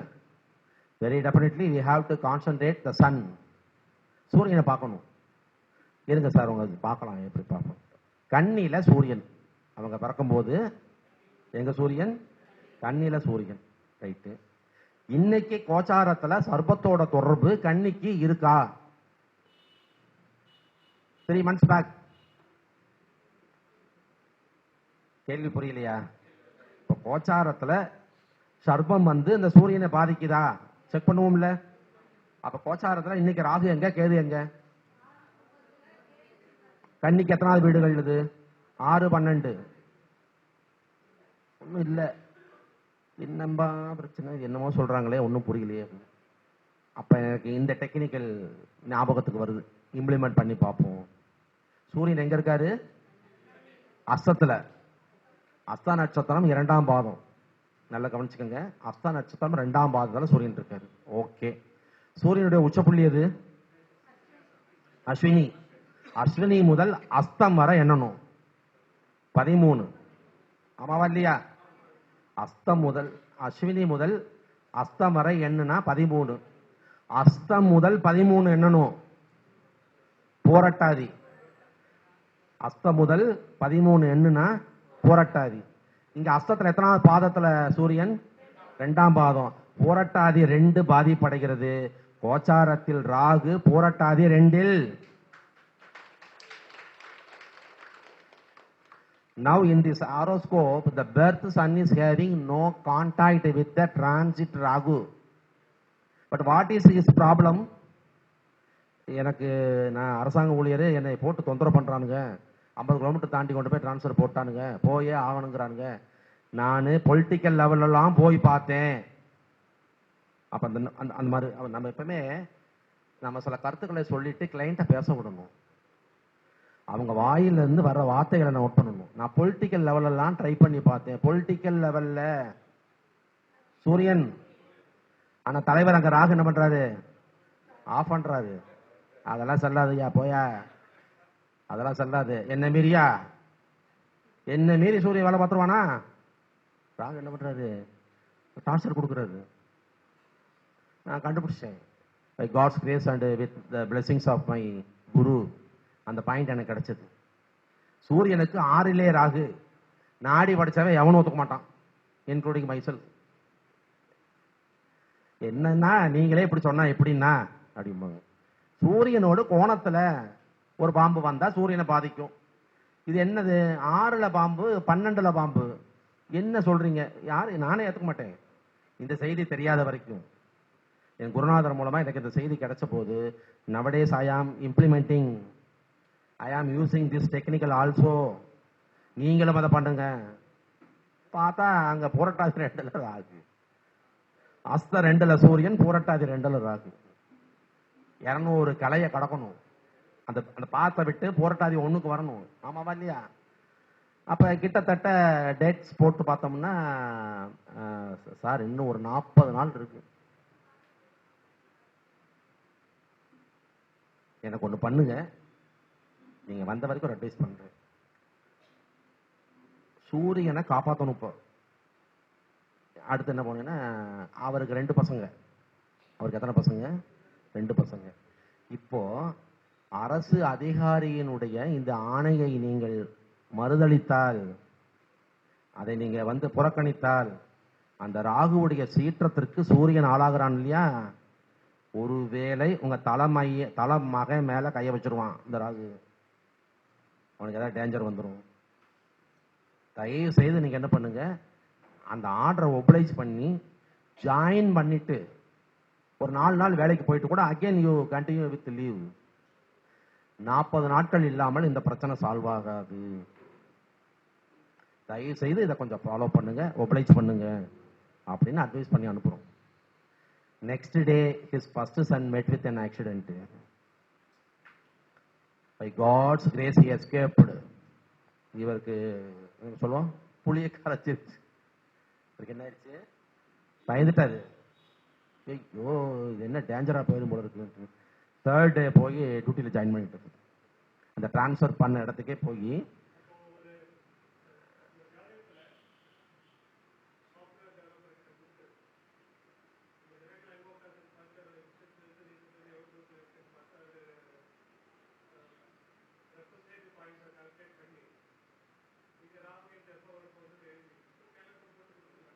we are having that software. எங்கிட்ட அந்த சாஃப்ட்வேர் இருக்கு. சாதம் போட்ட உடனே வந்துடும். இவருக்கு சூரியனோட உச்ச புள்ளியை அவர் இங்க நிப்பாட்டிருக்காரு. நீச்சத்துக்கே வரல, உச்சத்துக்கே பயந்துட்டீங்க. நீச்சத்தை பத்தி பேசினா லேட் ஆயிடும், ஆகாது. அப்ப என்னாச்சு? இது எக்ஸ்பீரியன்ஸ் சொல்றேன், என்னோட எக்ஸ்பீரியன்ஸ்.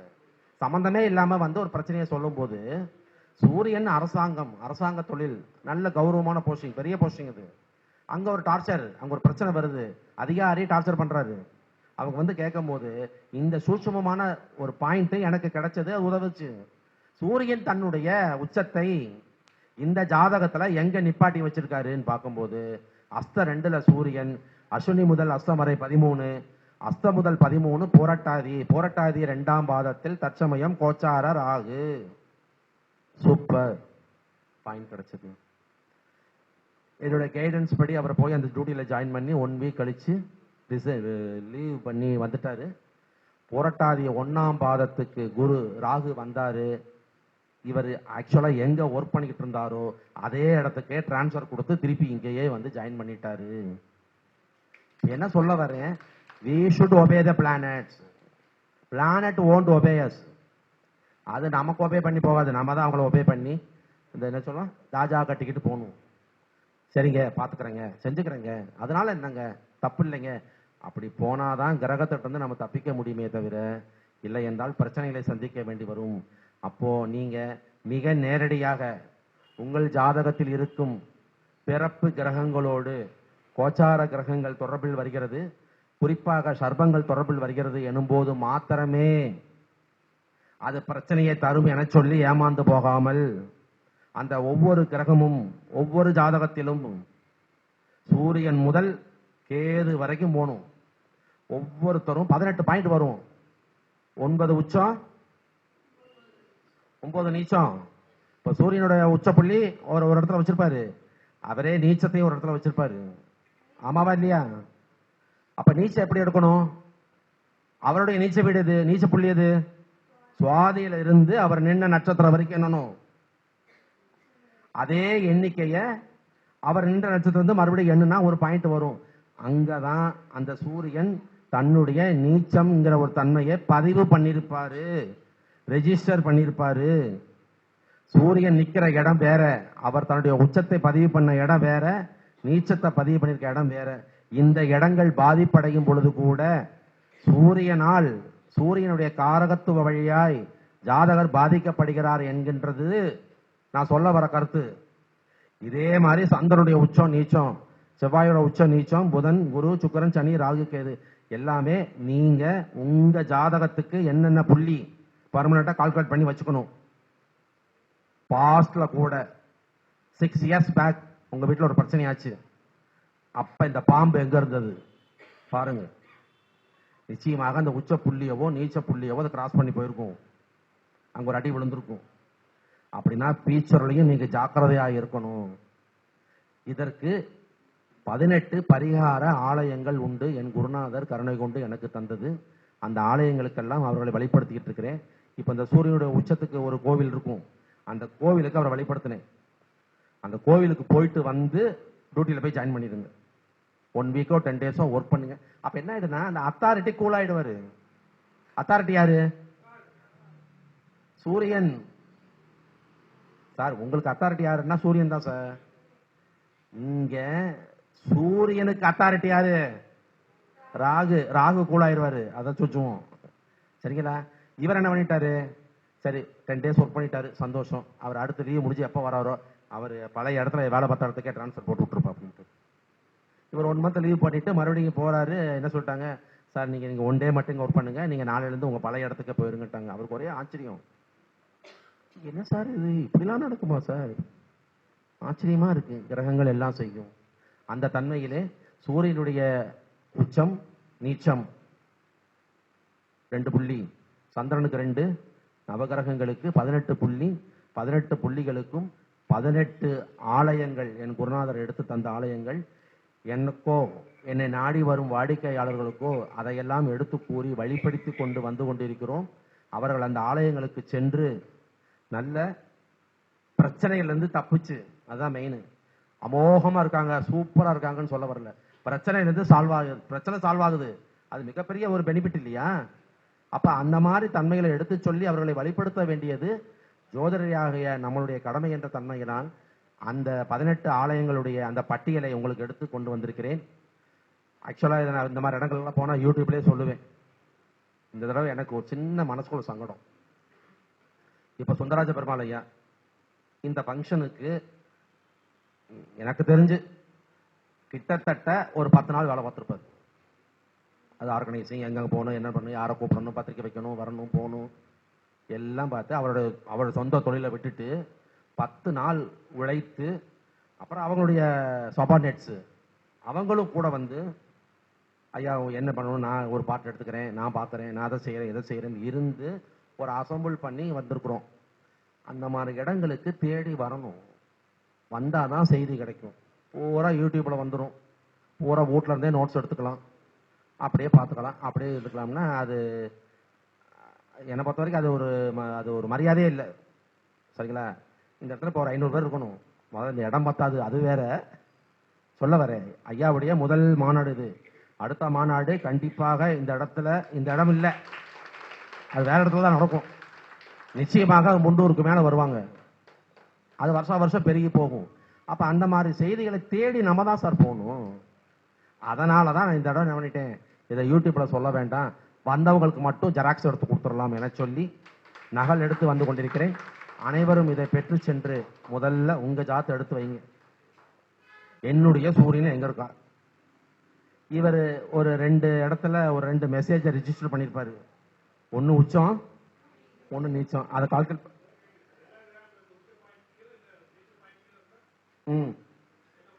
சொல்லுங்க, நீங்க தான் சொல்லணும். அஸ்வினி இல்ல சூரியன், ஆமாங்களா? அப்ப அஸ்வினி என்னங்கிறது என்ன? சூரியனுடைய உச்சப்புள்ளி காமன். அங்க இருந்து சூரியன் நின்ற நட்சத்திரம் வரை என்னணும், ஆமாவா? எத்தனை என்ன வருது? அட என்ன வருது? என்ன வருது? ஒண்ணுன்னு வரும். அப்ப அஸ்வினி தான் அந்த சூரியனுடைய உச்சம். இப்போ பரணியில சூரியன், அஸ்வினில இருந்து பரணி 2, பரணில இருந்து 2 என்ன? கார்த்திகையில அவர் உச்சத்தை ஒதுக்கி வச்சிருக்காருன்னு அர்த்தம், ஒளிச்சு வச்சிருக்காருன்னு அர்த்தம். நல்ல question, timing question. Please give hands to mister Selvaganesh. எனக்கு துலா ராசியில சுவாதியில சூரியன், நீச்சத்தை அங்கேயே வச்சிருக்காரு. சுவாதியில சூரியன், சூரியனுடைய பொதுவான நீச்ச புள்ளி எது? சுவாதி. சூரியன் எங்க இருக்காரு? சுவாதி டு சுவாதி ஒண்ணு, அங்கதான் இருக்காரு, நீச்சத்திலே உட்கார்ந்துருக்காரு. இப்ப ராகு எங்க வந்துட்டு இருக்காரு? கும்பத்துல திரிகோணத்துல வந்துட்டு இருக்காரு. எப்ப ராகு உள்ள இறங்கினாரோ அப்பவே சூரியன் சார்ந்த பிரச்சனை எனக்கு ஸ்டார்ட் ஆயிடுச்சு. 3 months பேக் எங்க வீட்டிலேயே தண்ணியில தெரியாம ஸ்லிப்பாகி கீழே விழுந்து பேக் போன் போயிருக்கணும். அது யார் செஞ்ச தவமோ என்னமோ ஏதோ, நான் செஞ்ச புண்ணியமோ, என் குருமார்கள் சேர்த்து வச்ச புண்ணியமோ, நான் எஸ்கேப்டு. 6/8/2025 சும்மா வீட்டில் நடந்து போயிட்டு இருக்கேன். அங்கே தண்ணி இருந்திருக்கு தெரியல, வழிக்கு விழுந்துட்டேன். பேக் போன் அடி, அந்த அடியில் வேற எவனா இருந்தா பேக் போன் அவுட்டு, முடிஞ்சிருச்சு. L3 L4 L5 L7 எல்லாமே அவுட்டு, ஒண்ணுமே ஆகல. நான் பாட்டுக்கு ஒரு 2 நிமிஷம் இருந்தவே நானா எந்திரிச்சு போய் கட்டில் உட்காந்துட்டேன். சிவியர் பெயின், மோசமான வலி, அந்த வலியெல்லாம் தாங்க முடியாத வலி. சின்ன ட்ரீட்மெண்ட் எடுத்து இன்னைக்கு வந்திருக்கேன். அப்ப சூரியன் யாரு? முதுகெலும்பு. அப்ப ஒரு கிரகம் தன்னுடைய நீச்ச புள்ளியில நின்றுச்சுன்னா நீச்சத்தை அங்கேயே வச்சிரும். உச்சத்துல நின்றுச்சுன்னா உச்சத்தை அங்கேயே வச்சிரும். எப்படி இருந்தாலும் சர்பங்கள் வரும் பொழுது அது தன்னுடைய சுரூபத்தை காட்டுகிறது. அது அந்த கிரகத்தை ஒரு ஆட்டுது. இந்த குடுமையை பிடிச்சு ஆட்டினான்னு சொல்லு, இந்த குடுமையை பிடிச்சு ஆட்டுது. அப்படின்னா உங்க ஜாதகத்திலே நவகிரகங்களும் தங்களது உச்ச புள்ளியையும் நீச்ச புள்ளியையும் எங்கே வைத்திருக்கிறார்கள், ரிஜிஸ்டர் பண்ணியிருக்கிறார்கள் என்பதை முதலில் கண்டு அதை குறித்து கொள்ளுங்கள். சூரியனோட ராகு இல்ல, சூரியனுடைய நீச்ச புள்ளி எங்க ரிஜிஸ்டர் பண்ணியிருக்காரோ அந்த நட்சத்திரத்துல நீங்க பிறக்கும் போது ராகு உட்கார்ந்து இருக்காருன்னா அது எப்படி இருந்தாலும் சூரிய காரகத்துவத்திற்கு ஒரு ஆபத்து. இவர்கள் தான் இளவயதிலேயே தந்தை இழந்தவர்கள், திருமணமாகி வந்து ஒரே வருடத்தில் 1.5 வருடத்திலே மாமனாரை இழந்தவர்கள், தலைமகன் பிரயோஜனம் இல்லாமல் போனது, மிக சின்ன வயசுலேயே கண்ணாடி போட்டது. இவங்களுக்கெல்லாம் பார்க்கிறேன், அதெல்லாம் இருக்கு. சூரியன் பாதிக்கப்படல. சூரியன் தன்னுடைய உச்சத்தையோ நீச்சத்தையோ ரிஜிஸ்டர் பண்ணிருப்பார்ல, அந்த ஸ்டார்ல பெர்த்ல பாம்பு இருக்கும். அப்பவே என்ன சொல்லிடுச்சு? சிக்குனடா, என்னைக்கு இருந்தாலும் ஒன்று கட்டியிருக்கு. கோச்சாரத்துல வர்றவங்க அடிக்கலாமான்னு பார்த்துக்கிட்டே வருவாங்க, பிறப்புல உட்கார்ந்தவங்க அடிச்சே தீருவாங்க. இதெல்லாம் எடுத்து பாருங்க. மிக விசேடமான அற்புதமான செய்திகள் உங்களுக்கு கிடைக்கும். கிட்டத்தட்ட எந்த ஒரு ஜோதிடரும் சொல்லாத செய்திகளை எல்லாம் சொல்லி அந்த நீங்க வாடிக்கையாளர்களை வழிபடுத்தலாம் என சொல்லி அந்த லிஸ்ட் இருக்கு. ஆஃப்டர் பிரேக் வந்து சுந்தரராஜ பெருமாள் ஐயா கிட்ட அந்த லிஸ்ட்டை வாங்கிக்கங்க. அந்த ஆலயங்கள் எல்லாம் படிச்சு பாருங்க. உங்களுக்கு என்னெல்லாம் பிரச்சனைகளாக இருக்கு சார், எனக்கு இந்த மாதிரிலாம் பிரச்சனை இருக்கு சார் அப்படின்னா கண்டிப்பா அந்த ஆலயங்களுக்கு வருடம் ஒரு முறை அவசியம் போகணும். 8 வருஷத்துக்கு முன்னாடி ஒரு தடவை போயிட்டு வந்துட்டேன் சார் அப்படின்னாரு ஒரு ஆளு. வருஷம் தவறாம போங்க சார். ஏன் சார் வருஷம் தவறாம போங்க, கண்டிப்பா நல்லா இருக்கும். ஏன் 8 வருஷம் முன்னாடி போயிட்டு வந்தேன்னு சொல்றீங்க? ரொம்ப ஐ ஃபீல் சோ சாரி அப்படின்னு. அந்த மாதிரி போய் ஃபாலோ பண்ணி நீங்கள் உங்களுடைய தன்மையிலே உங்கள் ஜாதகத்தில் இருக்கக்கூடிய பிரச்சனைகளிலிருந்து தப்பித்து வெளிவர வேண்டும்.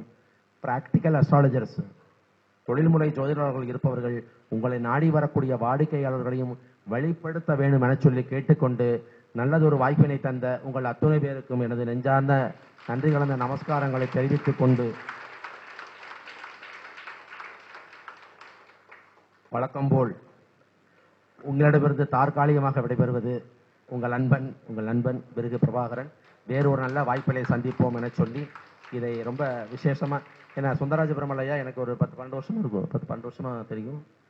Very nice gentleman. ஆமாம், அவரை பற்றி சொன்ன ஒரே வார்த்தை, வெரி நைஸ் ஜென்டில்மேன். அந்த ஹெல்பிங் டெண்டன்சி, பங்க்சுவாலிட்டி, என்ன சொல்கிறது, அதெல்லாம் அவர்கிட்ட நான் நிறைய தெரிஞ்சுக்கிட்டேங்க. அந்த அளவுக்கு ரொம்ப அற்புதமான ஒரு மனிதர். அவருக்கு அவர் யோசனை வந்திருக்கு, சரி நம்ம ஒரு சின்ன ஒரு விழா ஆரம்பிக்கலாம், ஒரு விழா செய்யலாம் என்று சொல்லி வந்தபோது, அதுக்காக எல்லா முயற்சிகள் எடுத்து எனக்கு ஒரு அழைப்புதல் தந்து, ஐயாவை கண்டிப்பாக கூப்பிடணும், அவர் வரணும் அப்படிங்கும்போது நான் சொல்லிட்டேன், நம்ம விழாங்க, இது ஏன் உங்கள் சொல்கிறீங்க, இது நம்ம விழா, அவசியம் நான் வர்றேன், என்னால் ஆன ஒரு பார்ட் நான் எடுத்துக்கிறேன்னு என சொல்லி வந்திருந்து இந்த ஃபங்க்ஷன் முடிச்சிருக்கோம். கிட்டத்தட்ட மணி 2:30 தாண்டிடுச்சு. இதுகாரும், அதாவது செவிக்கு உணவில்லாத போது சிறிதாங்க வயிற்றுக்கு மெய்யப்படுனா, இங்கே வயிற்றுக்கு சரியான பசி, ஆனாலும் ஒருத்தர் கூட எத்திரிக்கல. அத்தனை பேரும் அப்படி அந்தந்த இடத்துல அமர்ந்திருந்து இந்த செய்திகளை கேட்கணும் அப்படின்னு சொல்லி வந்திருக்கீங்கன்னா, இந்த பெயர், புகழ், அந்தஸ்து அத்தனையையும் என் ஐயன் தவத்திரு பேச்சியப்பனுடைய திருவடிகளிலே சமர்ப்பித்து குருவே துணை என சொல்லி மீண்டும் உங்களிடமிருந்து விடைபெறுவதிலே மிக மகிழ்ச்சி அடைகிறேன். லஞ்ச் பிரேக் முடிச்சு வந்து அடுத்த ப்ரோக்ராம் என்னன்னு சொல்லி பார்ப்போம். நன்றி, வணக்கம்.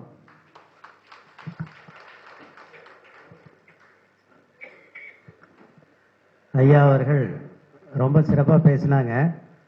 அதில் அவர் சொன்ன ஒரு பாயிண்ட் எனக்கு ரொம்ப பிடிச்சிருந்தது. மனைவியினுடைய ராசியில் இருக்கிற சூரியனுக்கு 2-6-10 கணவனுடைய சூரியன் இருந்ததுன்னா பிரச்சனைன்னு. எங்கள் வீட்டுக்கார அம்மாவுக்கு இருந்த ராசிக்கு 2 தான் எனக்கு சூரியன். இப்போ தான் புரியுது. இந்த அம்மா அதை அடிக்கடி பேசினாங்க. எனக்கு மன்னார்குடியில் கேட்டாங்க, மாயாவரத்தில் கேட்டாங்க, நான் உங்கள்கிட்ட வந்து மாட்டிக்கிட்டேனேன்னு சொன்னாங்க. அதுக்கு அர்த்தம் இப்போ தான் புரிஞ்சிருக்குது எனக்கு. ரொம்ப அருமையாக சொன்னாங்க. எதுக்கு அதே போல் இந்த காலப்பகை பற்றி சொன்னாங்க. இந்த 96-97 பிறந்த நிறைய ஜாதகர்களுக்கு கன்னியில் செவ்வாய், மகரத்தில் சுக்கிரன், மீனத்தில் சனி இது அமைஞ்சிருக்கு. அவங்களுக்கெல்லாம் நிறைய சிரமம் இருக்கும் அப்படிங்கிற மாதிரி ஐயா சொல்லியிருக்காங்க. அது ப்ராக்டிக்கலாக எப்படிங்கிறத ஏதாவது அவங்க அந்த மாதிரி இருந்ததுன்னா அப்புறம் அந்த சர்ப்பத்துக்கு ஏதாவது மகுடி ஊதணுமான்னு அப்புறம் ஐயாவை கேட்டு தெரிஞ்சுக்கணும். நன்றி. ஒரே செய்தி, அந்த காலப்பகைக்கு உண்டான 11 ஆலயங்கள் பட்டியல் 2 நாளிலே ஐயா அவர்களுக்கு நான் PDF ஆக்கி கொடுத்துட்றேன். The people who are interested, you please approach Mr. Sundararaja Perumal, you will get it. அப்போ யாருக்கெல்லாம் காலப்பகை, சார் எனக்கு எந்த கிரகமும் காலப்பகையில் மாட்டலை, அதுவே ஒரு கிரேடு, அந்த ஜாதகம் ஜெயிச்சிரும், அந்த ஜாதகம் ஜெயிச்சு மேலே வந்துடும். ஒரு கிரகம் காலப்பகையில் மாட்டியிருக்கு, ஓகே, நான் 4 கிரகங்கள் காலப்பகை, 5 கிரகங்கள் காலப்பகை ஜாதகம்லாம் பார்த்துருக்கேன்.